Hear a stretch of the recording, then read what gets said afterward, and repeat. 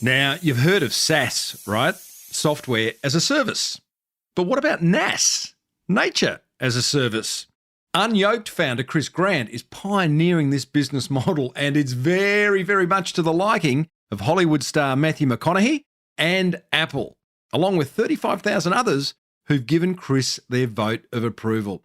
It's a Back to Nature episode 658 of the 14-year-old award-winning small business big marketing podcast. Well, I said, welcome to a small business marketing show where successful small business owners share their souls to take your marketing straight to the lead. Now, here's your host, Mr. Timbo Reid. And welcome back to your weekly dose of NAS marketing. That'll make a lot more sense very shortly, trust me. I'm your host, Timbo Reid, and I have an insatiable curiosity for uncovering marketing ideas that help businesses just like yours to grow. And I do that by having a weekly in-depth conversation with a successful founder that has bravely and very kindly walked the path before us. You, infinitely more importantly, are a motivated business owner, ready to crank out some great marketing to build that beautiful business of yours into the empire it absolutely deserves to be. As per usual, team, there's marketing GOLD dripping from the ceiling over here at Small Business Big Marketing's HQ. So let's get stuck right in. Now, in 2017, on a mission to connect people with high-quality nature experiences, today's special guest, Chris Grant, co-founded Unyoked with his twin brother, Cam. Now, Chris loves solving modern problems like stress and overwork with ancient remedies by making the wilderness more accessible to everyday people. And by nestling Unyoked, it's so hard to say, I'll spell it for you, UNYOKED. So by nestling Unyoked's minimal impact off-grid cabins in unique locations, it provides an educational tool for people to put nature into perspective in a way that no technology could ever replicate.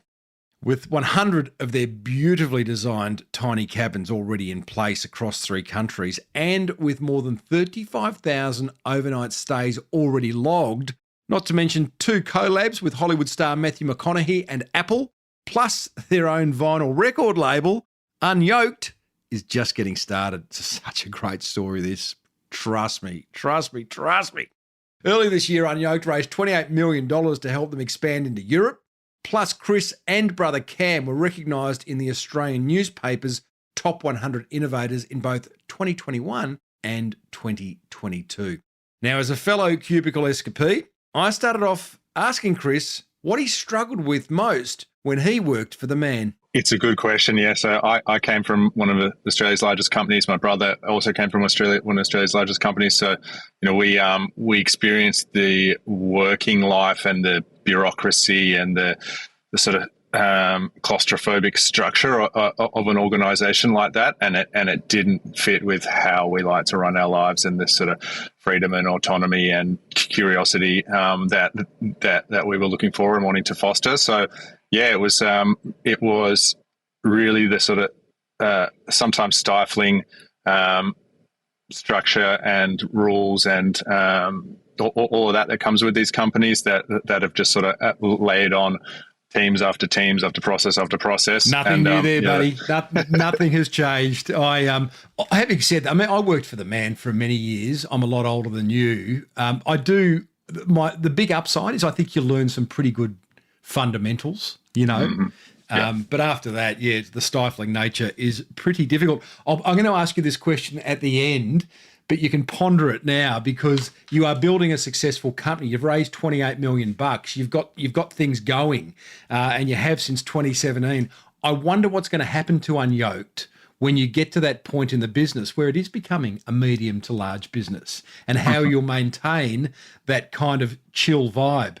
Think about that. We'll come back to it, Chris. But right now, you wanted to get out of it. You wanted to escape the cubicle. Your brother Cameron wanted to escape the cubicle. Did you have other ideas bouncing around? What was that period in your life looking like? Were you just getting together at night going, "Argh"? Yeah, it really was like that. We had books of ideas. We'd had a few that we'd sort of toyed with or gone through more in-depth ideation on, but nothing that we had passion for, I guess, or that really gelled with who we were as people and what we wanted to be doing, and putting our focus into. So, yeah, we were just spitballing, sharing ideas, having calls on late in the evening on weekends, and Yes. shooting examples of things we'd seen out there to each other, and that's how we landed on Unyoked. Was there a structure to your ideation process, or you were just ringing up your brother and going, "Hey, what do you reckon about this?" It was more the latter. Yeah, it was sort of freewheeling, but I think that's where the best ideas come from. So yeah, we were both looking for something to build, and it had to be something that we were both going to enjoy. So that was really the guidelines, and outside that, we were just looking in all sorts of places for inspiration. So tell us about the moment. Was it you or Cam that came up with the idea for Unyoked, and how the penny dropped? It was me. Yeah, I saw something overseas. There'd been a tiny house built in Bulgaria, and it was this house on wheels. And Cam and I had often had a conversation that, at the time I was working in Singapore for a tech startup. Cam was working in a large bank, and we were, as I said, stifled. We weren't living the life that we had grown up doing, which was centered a lot more around spending time outdoors and hiking and camping, and so we'd had this discussion before that we weren't getting the access to that sort of raw nature that we used to, and then this vehicle or this mode of accommodation sparked this idea that, hey, maybe we can get accommodation, hotel quality accommodation, into places that normally you'd only be able to camp or hike into, and that removes some of the barrier. We can make it more accessible, and at the very worst, we can have one or two of these things to ourselves to hang out in. Tax deductible holiday homes were quite a good idea. Exactly. When the idea came up, Chris, was it an accommodation idea? Oh, let's put tiny houses or little cabins on people's land, or was the idea more emotional in its sort of the way it presented itself? Oh, let's get people into nature who are like us and sick of working for the man. Was it an emotional or a rational kind of thinking? I mean, it was led by the latter, but it was definitely both. You needed to have both levels of thinking for it to be a viable business. But it was led by the fact that it was something that excited us, and that we'd been looking for, and that we'd experienced in our own lives, this dwindling access to nature, where our partners weren't keen on doing larger hikes, or we didn't have the time to take more time off work, and so it was an active problem that we'd been discussing, and this was a solution. And we knew that if it was something that we were feeling, that it was something that other people were feeling too. I love whether you've coined it or not, but it's the first time I've heard it, this concept of nature as a service. We hear about software as a service, SaaS products, all the time. You've coined this phrase NAS.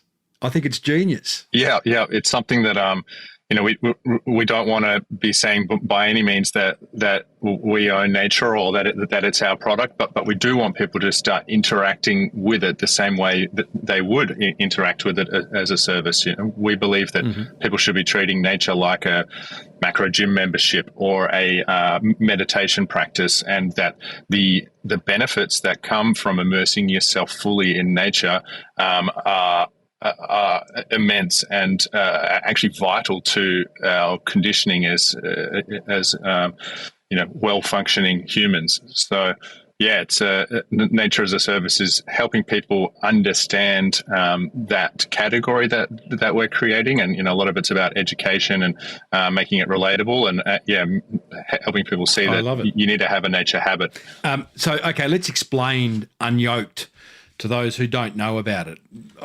You go ahead, and how's it work? Yeah, so we like to call ourselves a nature company, in line with your comments just then. So what we want to do is make nature accessible, to get more people out to nature more often, because we believe that the benefits of spending time in nature can really solve some of the issues that the modern world is facing. So you guys own... I notice you don't use the word tiny house. You're more likely to, in your marketing messaging, it's more like cabins or small cabins, right? But you're building these tiny houses, for want of a better phrase, and putting them on farmers' land and doing a 50-50 split in the revenue? Is that pretty much how it works? Yeah, roughly. You've got the core components there, Timbo. So we have a network of off-grid cabins, which we design and build and deploy in wilderness locations within reach of major urban centres and CBDs around the world. Here, New Zealand, the United Kingdom, and soon to be continental Europe. We do this by partnering with private landowners, government institutions, non-for-profits, people who hold large tranches of wild land and have had it locked away from the public for sometimes generations. And we can unlock these locations, put our cabins on there as a hideaway, and then help facilitate this regular use of ducking out from the city, getting back to nature, reaping the rewards, which, there are many, but the key ones are spending time in nature lowers your cortisol levels. The science has proven it. That spending time in nature can increase your creative problem-solving ability. So if you have a larger piece of work, some thinking that you need to do, if you head out to nature, it can actually boost your ability to do that. So that's the sort of second main benefit. And the third is centered around this concept of awe, which is that feeling that a human gets when they feel smaller than something. If you're standing at the base of a big tree and you get the tingle on your neck, that feeling has been scientifically proven to be able to increase people's feeling of connectedness with others, and so it can improve your relationship. It can make you feel more part of a whole, of a system and a community. So, really important impacts that people in the city have forgotten or aren't receiving enough. We need people to get back and incorporate these in their regular routine. Chris, I love how well you articulate the benefits of your business. It's simple and clear and obvious and beautiful, and we can learn a lot from it. Many business owners live in feature land. Your feature land would be, we've got these cool cabins that, face north and are really fun to sleep in, but you've actually gone, but that means... and here are the benefits. So well done on that. You have got, let's push that a bit further. You've got a very clear criteria for both the way you build these homes and position these homes, right? Which again plays into all the scientific evidence that means you have, this is going to be a good experience for you as a human being. Some of that criteria, do you want to just go through it? Yeah, definitely. So, a core part of our learnings is that the more immersive and natural the landscape that you're spending time in, and the less distractions that you have, the more likely and the quicker you're able to get those benefits that I just listed. So we've crafted an experience around helping you get the most value from your time out there, and our business operations, from our scouting our properties to setting up our cabins to equipping the interior and the onboarding and guides that you get. It's all structured around making sure that you have this private, unique wilderness where you can absorb the trees and the green and think and have time away. And we make sure you park your car away from the cabin so you have a walk-in, so you're shedding the city so you can't see your car and get reminded, I should go up to the shops. No, you should spend all your time, a couple of days, right here around the cabin. You should put your phone down. You should go for a walk. You should touch the trees. You should smell the air. There's great science that says that the sound of birds can lower your cortisol levels, that the smell of pine trees can lower your cortisol levels. These are things that we need you to go out there and focus on, and we've designed an experience to help you do that. And I love the fact that you have designed an experience. We talk a lot on this podcast, Chris, about the power of a customer experience, not just great customer service, but what does it look like from the moment you come into contact with that business to experiencing what that business offers, the product, the service, whatever it is, to finishing. And, the fact that you force your clients to park not at the front door of their accommodation, but away. I think you even have a chili rating, do you? Is it chili rating or? That's right. Yeah, it's sort of a spice level in terms of level. Yeah, if you want a smaller walk, or if you're going for a spicy walk, some of them, a kilometre or two up a hill, so you got to work for it. But there's a sense of achievement once you're there. But you really have. So back to the customer experience. walk to the cabin from the car. You've got giant windows in all your cabins that look onto nature. Most don't have internet access. All these little boxes, which individually, they're kind of interesting, but when you add them up as a whole, 1 and 1 equals 11 because of this incredible customer experience. So I love the fact that, again, we can learn a lot from how you've put thought into the entire journey. Yeah, we call them little big things in our team here, and we try and look for moments to have little big things, which are things that on their own might seem like a small addition, but actually they can have a big impact. And if you're adding those in along the journey, then people are going to receive a lot more value than they're expecting, and that's when you've got happy customers. Oh, little big things, Chris. I like that. You don't own that phrase, do you? No, I'm sure I picked it up from somewhere. Tell me that just to wrap up the customer experience thing. So we've spoken about it on the show many times before. I have a process where you sort of draw a line on the ground at the far left of the axis. It's pre-purchase. Far right is post-purchase. Everything in between is the interaction you have with that business, and all along that continuum, there are touch points, moments of truth, little big things, as you say. That's a sort of half-day workshop, if you like, that businesses can go away and do. What does your customer experience process look like inside your business? Yeah, it's a good question. So from the beginning, we've used a similar process to what you described. We even have our team units internally modeled after key sections in that. So we have our we call it our customer experience team, not our customer service team, because it's an experience that we're giving people from the get-go. Then we've got our physical experience team who, once you've arrived at the cabin, that's who looks after all those elements I was mentioning before to help you get the most value out of your stay. We've got an operations team and a supply team who do the fun job of making sure we can run these what are essentially boutique hotels in hard to reach places across the world. So those are loosely modelled on the direction that you would go through that chart that you just explained, and I mean, where from the beginning we've said that our pillars in our business are brand and experience. Those are the two things. We're not a tech company that has IP. That's our moat, and so from day dot we've over-invested in those two elements to make sure that yes, that there are people who've come after us and who have replicated some parts of our business model, and all the best to them, but they can't do these two things the way that we can do them. 100%. People can copy what you do, but not who you are. Yeah, exactly. And that's it. It's all about putting substance into it, really. And yeah. What's with the name Unyoked? It's a synonym for what we were trying to do, which is set people free.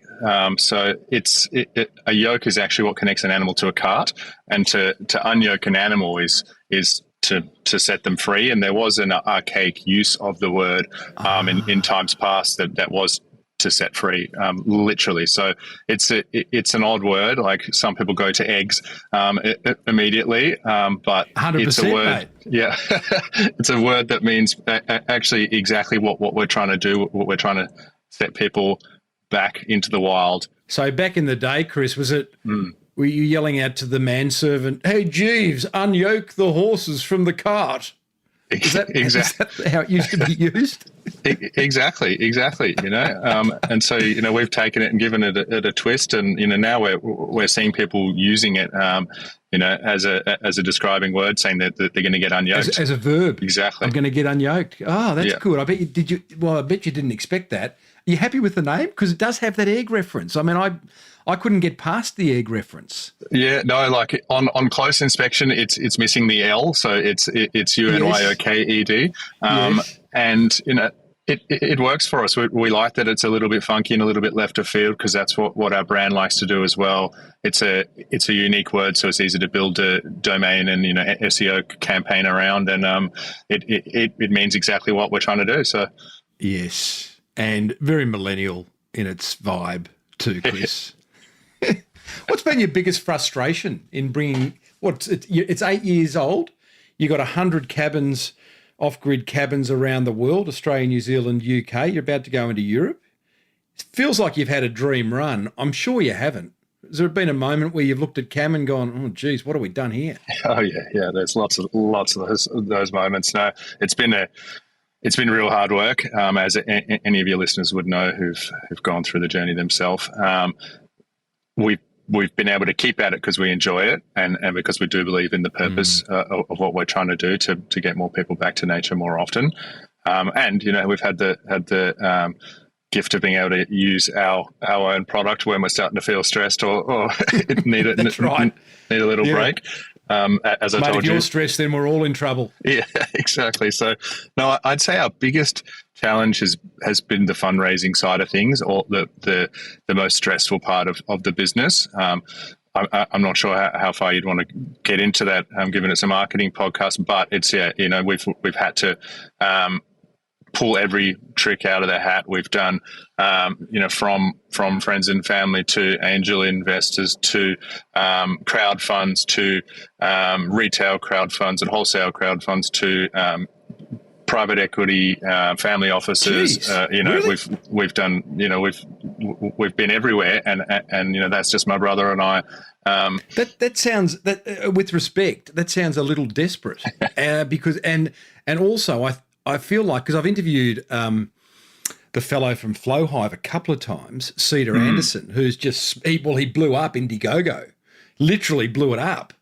Unyoked seems like the perfect product and brand for a crowdfunding campaign. Yeah, and I think I've just finished that a $32 million round, and so I think I've got some recency bias in it. I'm a little bit burn out from it still, so I probably but we've raised another 10 million prior to that, and so we're a relatively capital intensive business. Each of our cabins has a cost, and the only way to scale is to put that cost in and build a cabin, and so because of that, and because we haven't wanted to go large institutional money from the beginning, because it's my brother and I wanted to build the business how we wanted to build the business, and make our own mistakes and have our own wins, and so to do that, we've had to get creative somewhat with our channels that we've fundraised through, and we've also gone through COVID, massive economic downturn. It's been one of the most difficult periods in recent history to fundraise. So when you put all that together, it's just taken some work from a small team. How big is the team, out of interest? We're 17 globally. Awesome. Well done. How do you full-time. maintain quality control with the product being the little cabins? Because imagine you might have an architect that designs all cabins, or some kind of designer, but then you must have builders everywhere.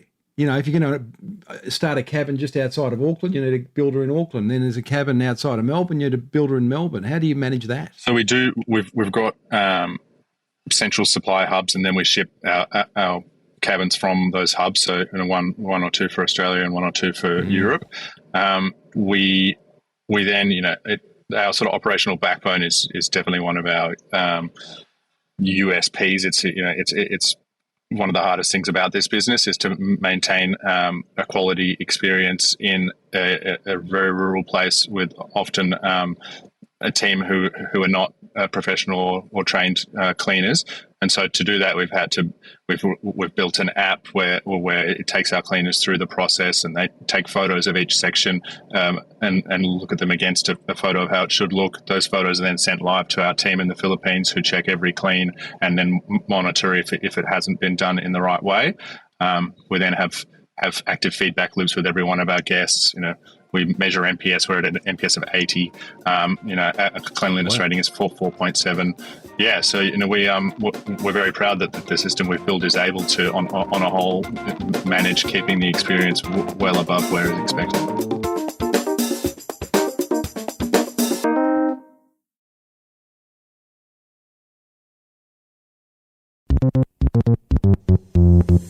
You've been doing some pretty interesting marketing. Let's drill down into that. We're going to talk Matthew McConaughey. We're going to talk Apple. We're going to talk vinyl records. Where do we start? You did a collab with Matthew McConaughey.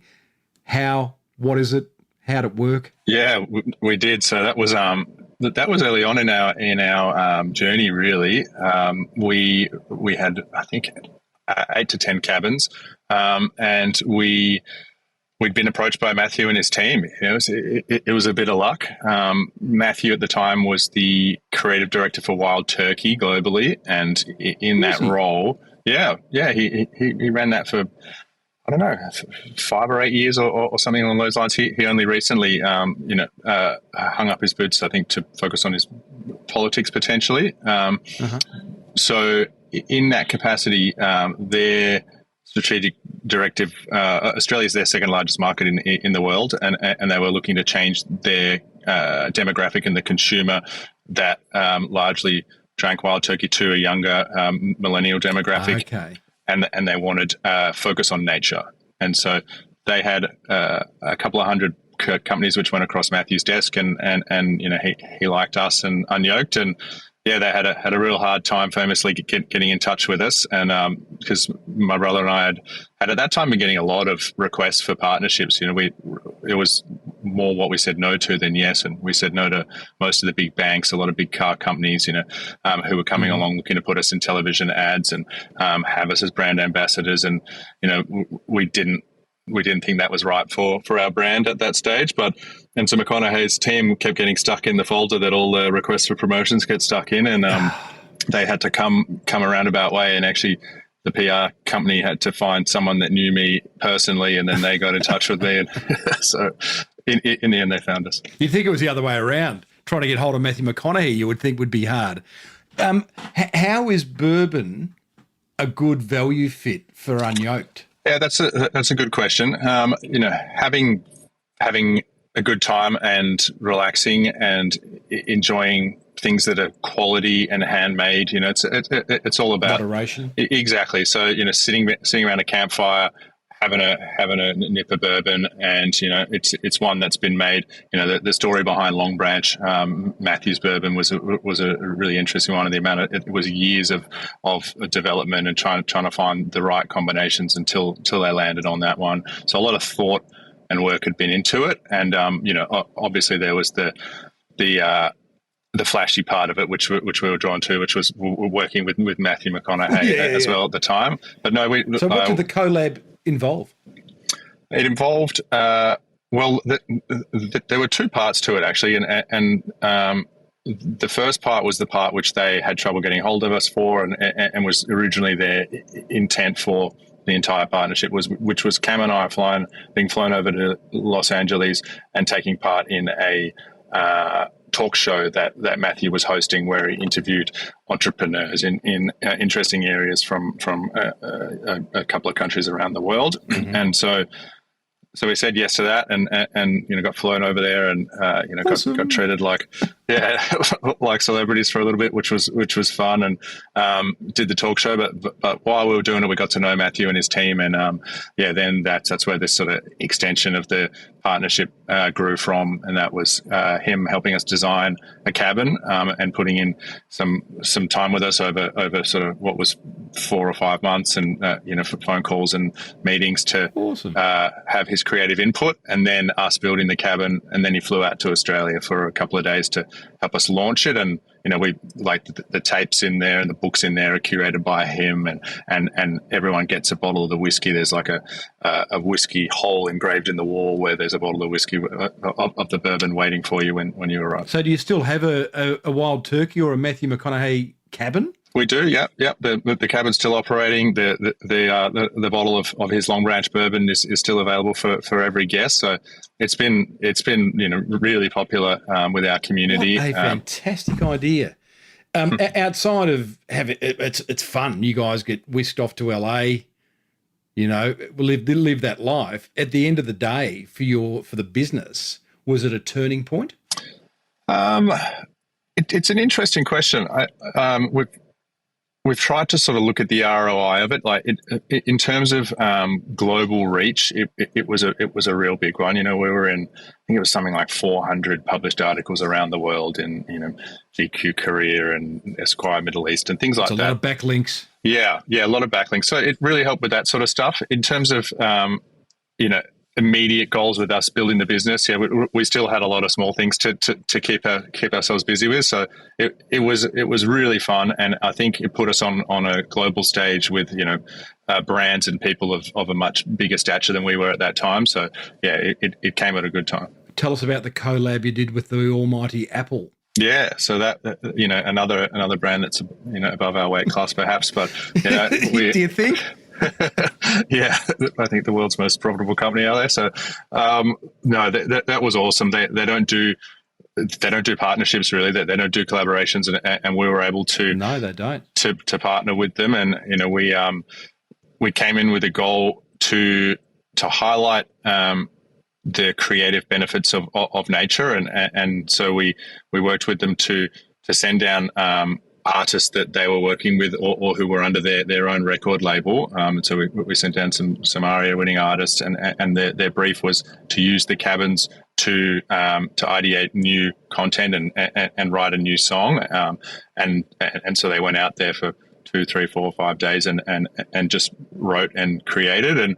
And then we also send out some of Apple's sound technicians to use this new Dolby Atmos equipment as sound engineers to record the nature sounds of the cabins where the artists were going through this process. And then the artists got given these high definition spatial audio nature sounds to splice into their new tracks.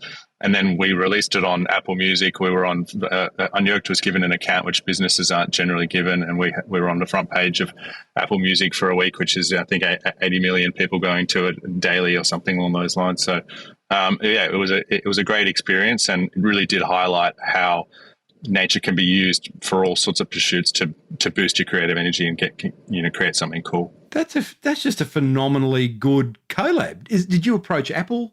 Don't tell me Apple approached you. I mean, you guys are like magnets. No, we'd done what we called Field Recordings #1, which is a similar concept that we launched the year before, where we worked with some amazing artists and did the same thing. We sent them out to our cabins. They created content, and we released it on Unyoked's own record label.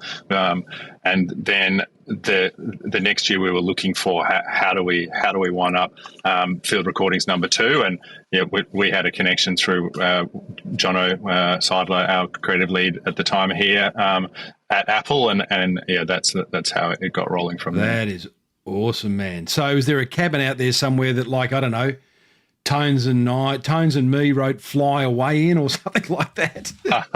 No, there's definitely a number of cabins. We sent down 6 or 7 artists in the end, but all of them work. All of them have immersive nature. All of them can help you get those similar benefits for some sort of creative project. Now, I know Unyoked has released a vinyl record, but did I just hear you say you have a record label? Yeah. It probably sounds fancier than it is, but yeah, every business needs a record label, Chris. So don't be embarrassed. Yeah, no, we sort of like this idea that Unyoked is like a creative lab essentially, and we've got this record arm where we can help publish music that has been created or inspired by nature, and we've also published an anthology where we worked with artists and writers to write pieces inspired by nature, and so we published that last year as well.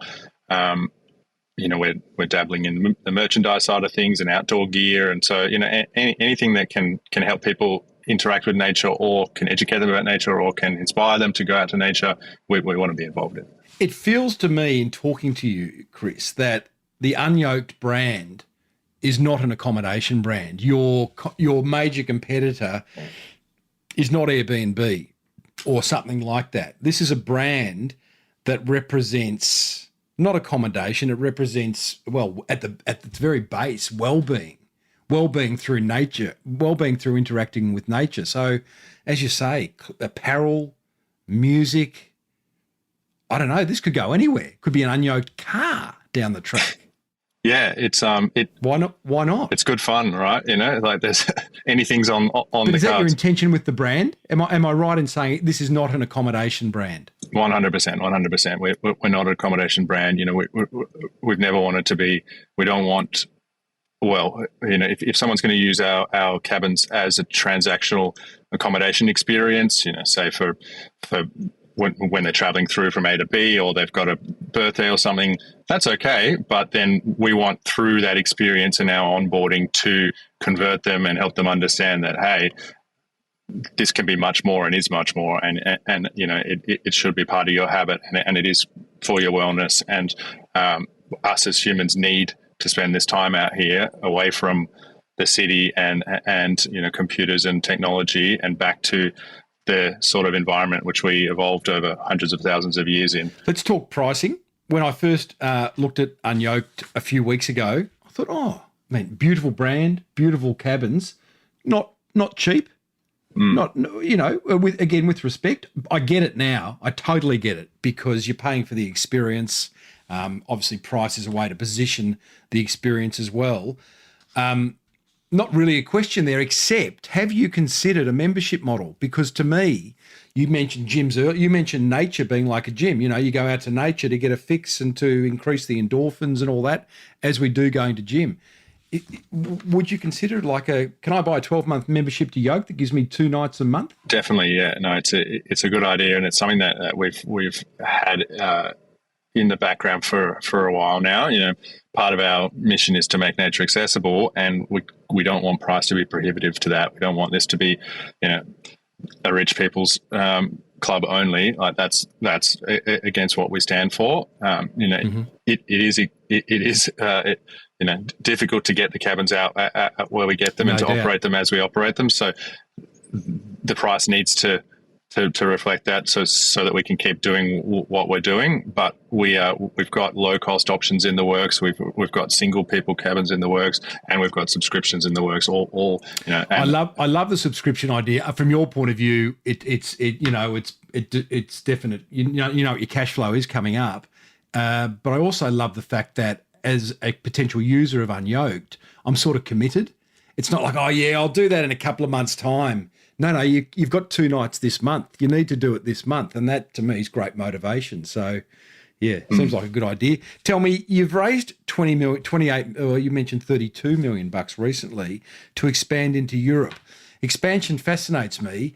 You're 7 years old. You've got 100 cabins across 3 countries at the moment. I mean, Australia's a big country in itself. Why did you need to leave Australia and even go to New Zealand? Yeah. It's something that we deliberated on and definitely looked at the fors and against. In the end, the main driver for us was the want to create a category and a global brand. The idea and the reason for that is to educate and inspire people to spend more time in nature. And our belief was that would have more impact if it was global and international, and that we wanted to be influencing people in different cities in different worlds at the same time. So yeah, that's where that came from. You definitely can stretch yourself too thin, and Australia has lots to focus on, but it's been a good decision to date. Interesting. So that leaves us with the final question, back to where we started. You've got a nice little business going at the moment. It's well beyond accommodation. It has the potential to. I see it potentially being huge. Unyoked. How are you going to maintain this chill vibe? You're sitting there in a comfy little office with your t-shirt on. I don't think you even did your hair for this interview, Chris. That's okay. It's a podcast. But how are you going to maintain this without becoming a corporate monster again? Yeah, it's also something that we give thought to, and from the beginning, my brother and I have tried to instill practices and an ethos and a culture within our team that is anti-establishment somewhat, and anti doing it the way other people have done it just because they've done it like that before. So a lot of it comes to that sort of group understanding and motivation within your team, and the sort of people that you hire, and making sure that the people that you hire are on board with that. Most of the the team here have had startup experience or have worked in smaller companies before, as well as big companies. As you mentioned, it's definitely a great foundation. But to understand what a more of a freewheeling startup culture is like is important. And then, we instill collaboration and versatility and agility and all those sort of values, which should ensure that in the longer term we're operating more as the type of business that we want to be, and less letting ourselves sort of bleed into that older, slower structure that wouldn't enable that sort of thinking. Are you good at saying no? Yeah, not bad at it. Yeah. You might have to get even better at it as you get bigger and more successful. You've got a website, Unyoked, YOKED.co. I'm interested to know why it's .co. The .com is available. The .com.au is available. Yeah. Why'd you go with the .co? Yeah, we own the .com, I believe, as well, and it does redirect to the .co. Yeah, the .co. I mean, truthfully, it was more accessible from a price point in the early days. Yes, it's one less letter to type into the search bar. Well, listen, I can the unyoked.com doesn't redirect, and unyoked.com.au goes to a GoDaddy page that says go ahead and buy it. So you better check that before this one goes. Okay, well, that's good. Thank you for the user testing there. So I'll double check with my I'd like to do it on the team. hop too, real time. What a great story, Chris. Well done, mate. I just think it's a wonderful story, a wonderful brand, a product that is absolutely right for its time in the accommodation side of things, but also as a brand. Trading off nature, trading off well-being these days when the world is in the crazy place it is only setting you up for great success. So good luck. Thank you. Yeah, that's the hope. If we can help more people spend more time in nature, and build a business around it at the same time, then that's our goal. And if any of your listeners would like to dig into any of these areas further or have a chat with me, they can find me on LinkedIn. You're too hard to get, mate. Don't try emailing you. Thanks, Chris. All right. Thanks so much, Timbo. Well, there you go, team. Co-founder of Unyoked, Chris Grant. What an amazing fella. What an amazing story. What incredible marketing outcomes. Matthew McConaughey, Apple, vinyl record label. He's got it all going, and he's not that old. Watch this space would be my little piece of advice in regards to Unyoked. Definitely more than an accommodation brand. Goodness me, where's it going to go? Where's it going to end? If you stayed in one of Chris's cabins, be sure to let us know by commenting in the Small Business Big Marketing Facebook tribe. We'd love to hear about it. And if you'd like to watch that interview, then feel free to lash out and join my incredibly expensive membership over at patreon.com/marketing podcast. And if you'd like to join the discussion about the episode, head over into the Facebook tribe and I will see you on the inside. Righto, time for you to take action on what you've learnt, because ideas are going to remain exactly that, without action. And please support the work I do for small business if you want to, if you can, if you can afford it, by checking out my membership over at patreon.com/marketing podcast. Next week, you and I catch up with Frank Grief again. He first appeared like 3 episodes ago with an incredible story. Ex-chef, starts a real estate marketing business, risks his mum and dad's business in order to build his own, ends up selling his own for $180 million, and it's just a great story. But that interview left one big question unanswered, as I was very promptly alluded to by one of my precious long-time listeners. So Frank's kindly returned to shed some light on his next major business challenge. Now, if you enjoyed today's ep, please hit the subscribe button on your podcast app, where there are 657 more chats with successful business founders. Some better than the one you just heard, some worse. They're all helpful though, I promise. Big thanks to editor Sam Heathcote for stitching the marketing gold together, and to our in-house rock star and Hammond organ aficionado, Lockie Doley, for the music bed.